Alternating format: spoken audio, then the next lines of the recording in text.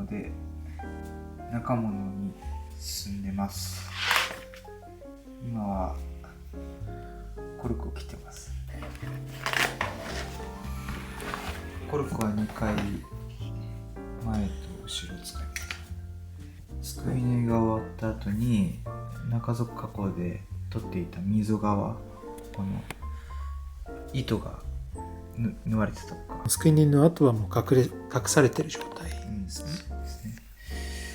でここをはめて、でベベルドウエストのウェルトの加工をしている状態ですね。まずシャンクを入れて、でその上からコルクを貼って、でそのシャンクの隙間とかアートサポートの隙間とか、そういうところをこのコルクで埋めます。その後にレザーシャンクでさらに補強して、よりここの高速部の硬さを出してあげて、かつウエストの形もそれで出します。で最後に、またコルクを前側に貼って、そこで接地点とローリングをうちではコルクで出してます。だからそれぞれの部材をただ入れるんじゃなくて、意味を持って重ねて入れて、はい、さらに歩き心地、履き心地のことも、あと造形美のことを考えている作業だということです。これ竹です。位置決めて、今ちょっとまっすぐ、シャンクがまっすぐで、中底との隙間が空いてるから、これを火で炙って曲げて、ここの形状に合わせていきます。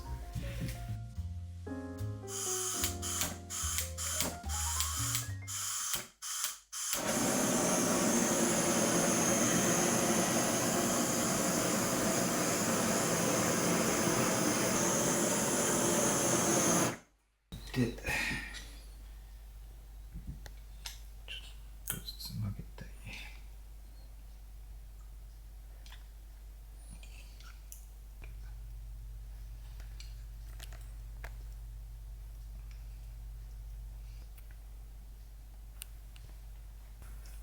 曲がりました。隙間が消えてる。はい。今合わせたんで。で、この後これを貼って、こいつを貼っていくって感じです。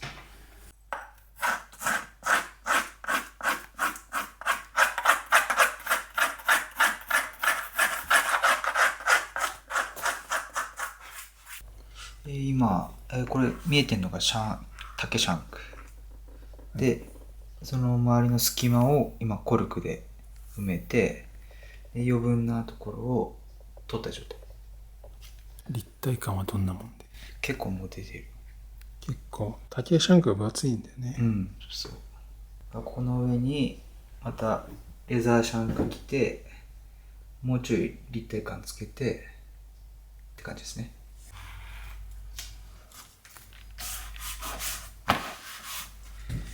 レザーシャンクを切り出します。この革はメキシコのベンズの革です。硬いしっかりとした革ですね。でこれを切り出して、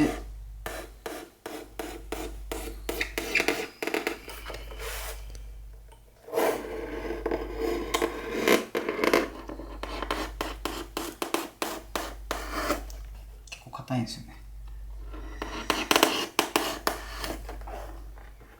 つまりちゃんと補強がされてるってこと。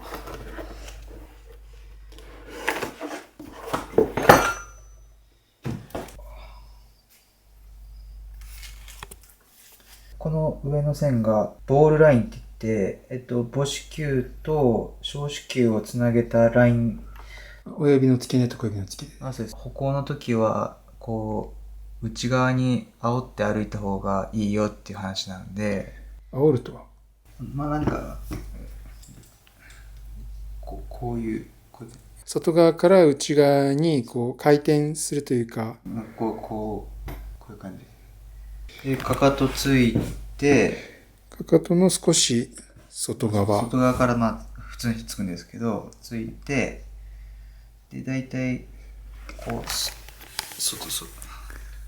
こういって、小指の外側をついて、で最後は親指の方でこう蹴り出すっていうのが、まあ歩行としては、ね、効率のいい歩き方みたいなんですけど、内側の方に足が行きやすくするように、わざとシャンクの位置をまあ若干なんですけど、こうじゃなくて若干こう内にずらして設置してます。そうするとまあこっちに曲がりやすくなるんじゃないかということで、ボールジョイント平行なシャンクの形状にするんではなく、親指側が少し下がったようなそうです位置にはいシャンクの形はくると。はい。だから効率のいい歩行を手助けするような形状を目指しているということですね。一応そういう考え方でやってます。貼ります。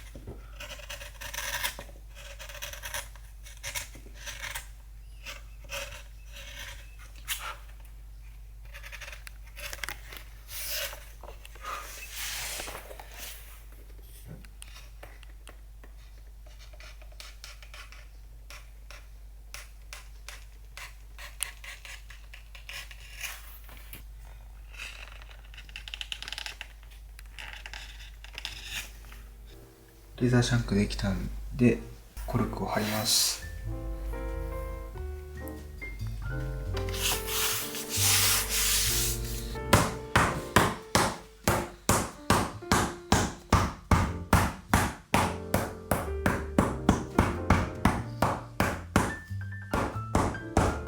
そのハンマーの逆側で打つのは、ここは段差があるんですけど、ここにしっかり埋めるためにこのハンマーの細いとこでコルクを潰しながら貼るためです。中物が終わりました。前のコルクでここ黒い点打ってるんですけど、ここが接地点で作ってるんで、ヒールついた時にここで設置するように中物で設定してます。でここからこう緩やかにこうローリングするように作ってるですね。削ってる、で出し縫いを次するんで、本底を切り出すんですけど、こういう透明のシールでソールの底面の形をコピーして、でこれオークバークの側材ですね。これに貼って、で、まあ、これを元にちょっと大きめに、ほんの少しだけ大きめに切っていきます。接着する前にソールの底面をきれいにより立体的にするために本底加工をしています。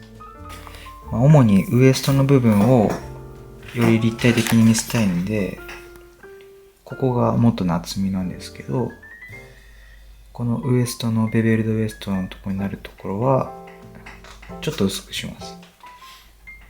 厚みが違うのがわかると思います。で、これからちょっと前の方も少し調整します。